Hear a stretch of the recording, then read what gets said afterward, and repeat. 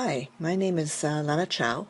I've recently retired after 40 years of teaching mathematics and computer programming courses at high school. I was born and raised in Vancouver but lived 1 year in Toronto while I trained to become a meteorologist, and 1 year in Victoria where I provided weather and ocean analysis for the Navy at the Esquimalt Naval Base and the nearby Search and Rescue Centre.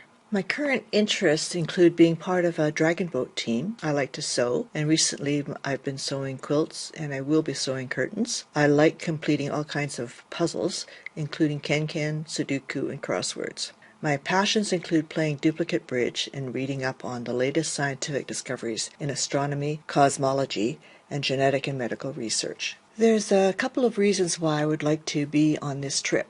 I like the idea of coming together with other Canadians to learn again. My working life began as a meteorologist. 50 graduates from universities across Canada arrived in Toronto for training. Should I be selected for the C3 journey, like 45 years earlier, I would be among 50 or so Canadians from across the country. Different, though, would be the classroom setting. A former Coast Guard icebreaker visiting communities to the Arctic instead of rooms in a building in Toronto. The topics will be much broader: life in the Arctic versus the weather, though climate is a common thing. It wouldn't come as a surprise that even back in the early 70s, climate change was a hot topic. Lastly, after having had my genome sequenced, I have developed several other interests, including human migration, Earth's mass extinctions, and astrobiology. It fascinates me how a place such as the Arctic came to be populated. I would welcome the opportunity to meet the descendants of those who first settled in the Arctic, but I've got much bigger questions that can't be answered, but maybe they can be speculated upon.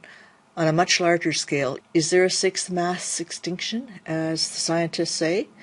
And what will life on Earth be like afterwards? It would be fun for me to be able to talk to professionals in the field of biology and to discuss those things.